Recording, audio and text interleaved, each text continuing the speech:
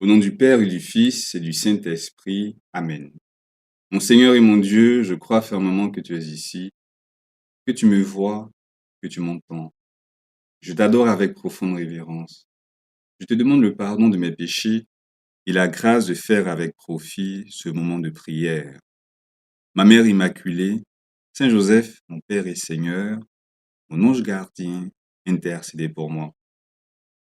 L'un des grands succès de la longue carrière musicale de Baïs Pinto, c'est Taxi Sougnon, ce qui signifie simplement chauffeur de taxi. C'est une vieille chanson d'amour qui date de 1979, si ma mémoire est bonne.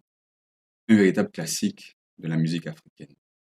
Tu me demanderas peut-être ce qu'une chanson d'amour a à voir avec un moment de conversation avec Dieu, d'échange avec Jésus. Eh bien, beaucoup. Et ça, les auteurs de l'Ancien Testament l'avaient déjà compris.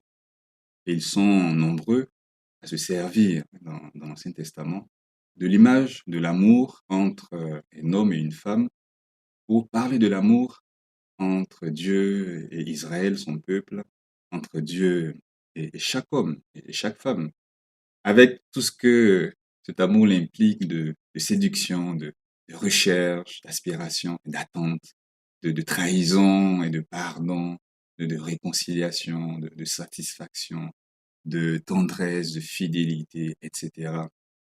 Je pense aux prophètes comme Ézéchiel ou encore Osée ou Amos qui font ces comparaisons. Je pense spécialement à l'auteur du Cantique des Cantiques, ce long chant romantique qui est au cœur même de la Bible, ce long chant d'amour. Et on retrouve aussi ce procédé chez de nombreux saints. Saint José Maria, par exemple, aimait, et je reprends son expression, transposer à l'amour divin les chansons d'amour humain. Oui, Seigneur Jésus, toute histoire d'amour humain noble, véritable, peut me servir pour parler avec toi, pour me servir pour exprimer mon amour, mes regrets, mes attentes, ma contrition, pour ne citer que ces quelques aspects-là. Eh bien, cette chanson de Baïs Minto, Taxi Sougnon aussi peut nous servir dans ce sens-là. C'est l'histoire d'un homme profondément troublé qui arrête un taxi et s'adresse au chauffeur. Il demande au chauffeur, au taxi Sougnon, de le conduire chez sa bien-aimée. Il le supplie, il pleure même. Taxi Sougnon,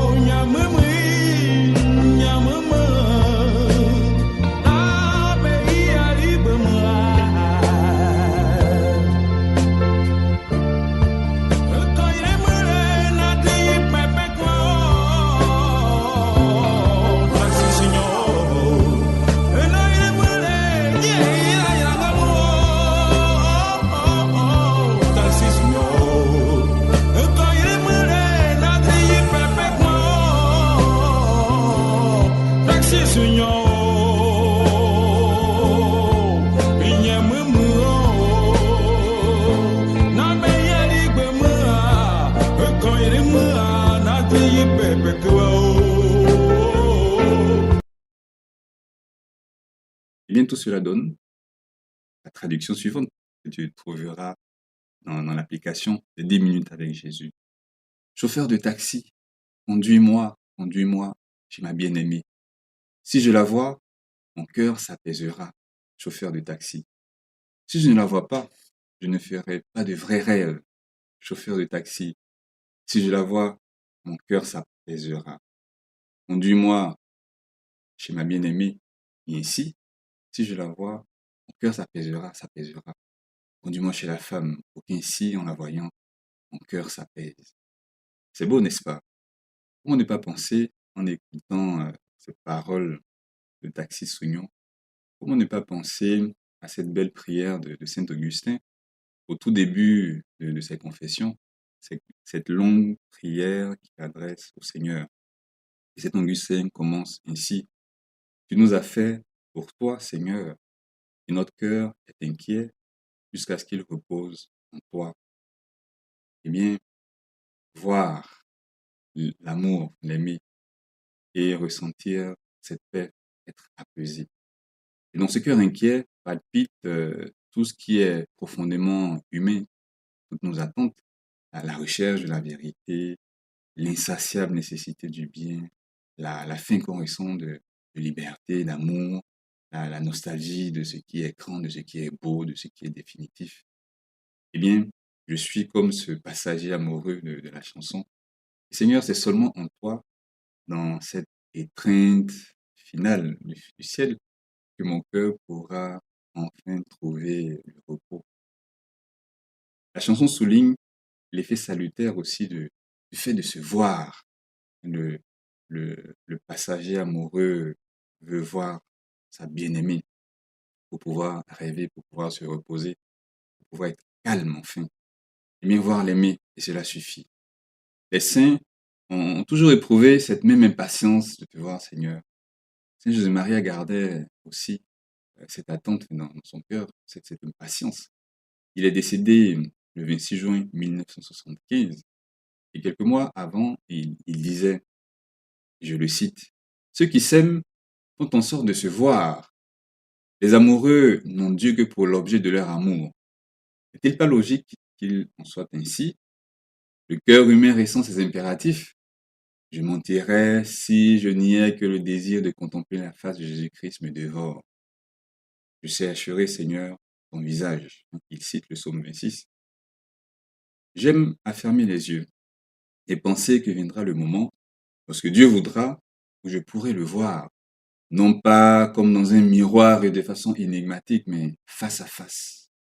Oui, mes enfants, il cite le psaume 41, après avoir cité 1 Corinthiens 13.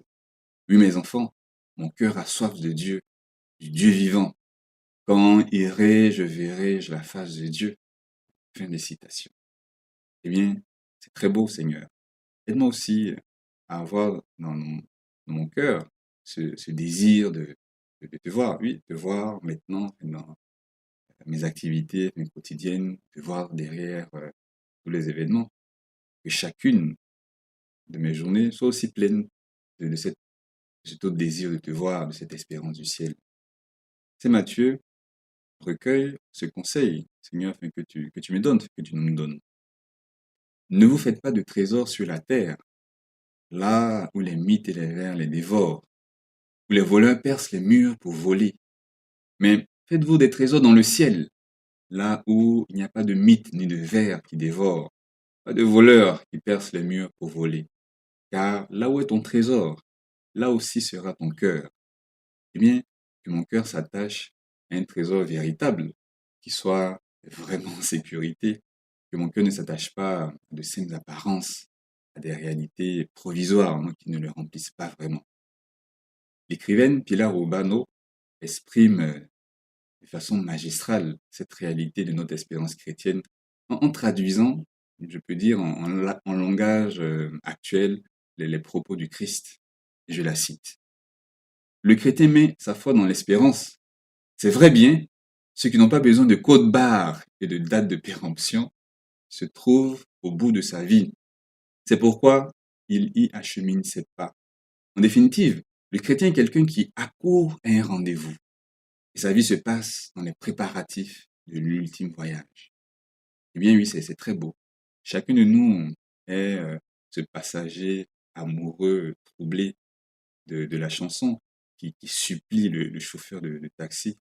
Chacun de nous est cette personne qui est un rendez-vous. Chacun de nous est en route vers ce rendez-vous avec l'amour, vers cette étreinte qui me permettra d'être enfin moi-même, d'être pleinement enfin moi-même, de sans, sans maladie, enfin, sans Covid, ni cancer, enfin, sans choses qui fassent souffrir, mais sans douleur, sans péché.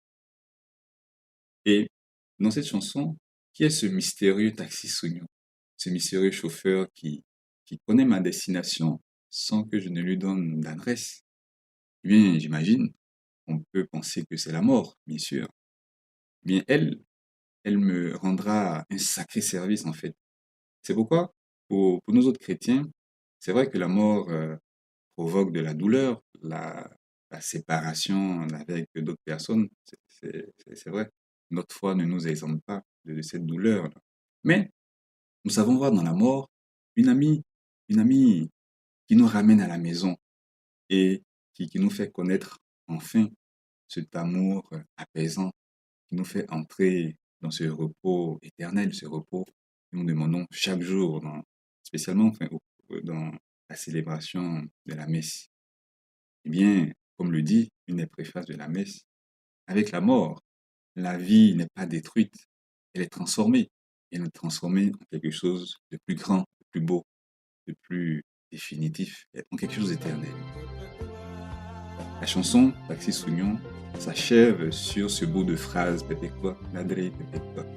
Mon, mon cœur s'apaisera. Eh bien, quoi de plus logique, Seigneur, puisque tu nous as fait pour toi et notre cœur est inquiet jusqu'à ce qu'il se repose en toi.